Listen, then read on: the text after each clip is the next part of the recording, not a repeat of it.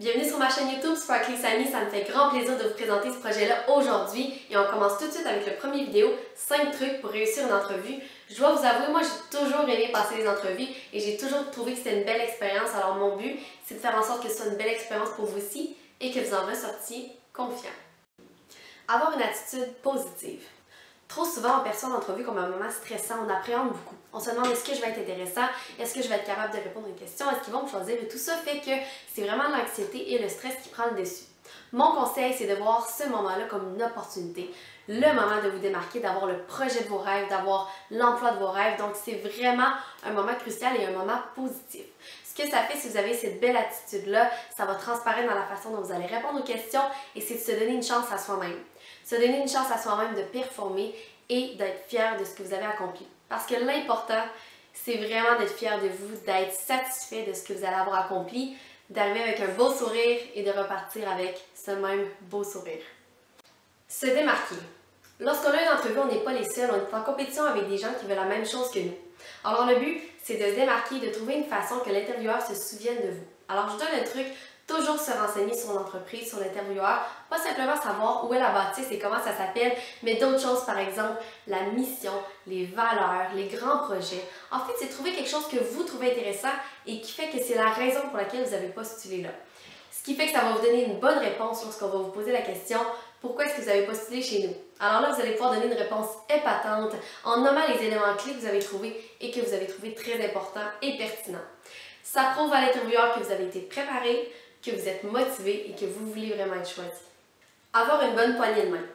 Peu importe le moment où vous arrivez à l'entrevue, peu importe le temps qui vous est alloué, prenez le temps de vous présenter. Je me base sur le concept des premières impressions. Souvent, elles se font dans les 30 premières secondes, la première minute, et c'est d'autant plus important dans le contexte d'une entrevue où vous passez plus ou moins une heure avec l'intervieweur. Alors, une bonne poignée de main, un contact visuel, et on se présente, ça ici, ça va faire une bonne différence, ça va montrer votre professionnalisme et votre sérieux. Se connaître soi-même. Souvent dans notre parcours professionnel, dans notre parcours scolaire, on s'est fait demander de se connaître soi-même, c'est bien connu. Mais ici, je vous propose un exercice au-delà de la réflexion, au-delà de savoir, de simplement réfléchir à qui on est ou de demander aux gens qui est-ce qu'on est, mais de vous-même savoir qui vous êtes. Alors un exercice qui nécessite peu de matériel, 2 feuilles de papier, un crayon.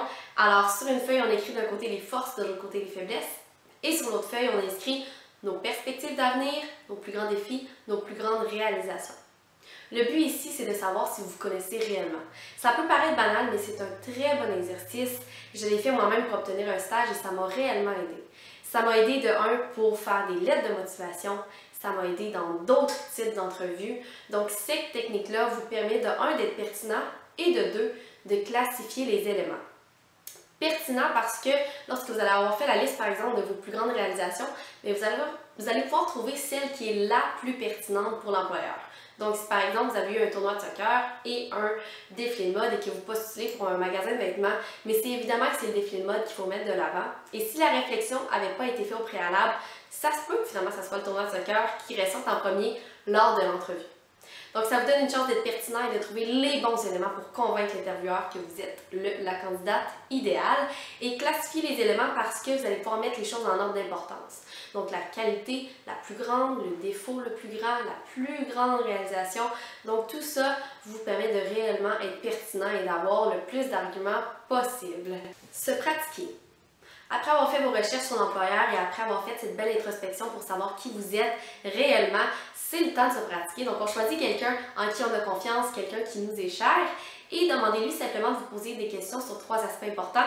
De 1, la personnalité, de 2, le parcours scolaire et de 3, le parcours professionnel. Donc, le but étant de savoir si vous êtes prêt, si vous fournissez des réponses qui sont claires, concises et pertinentes.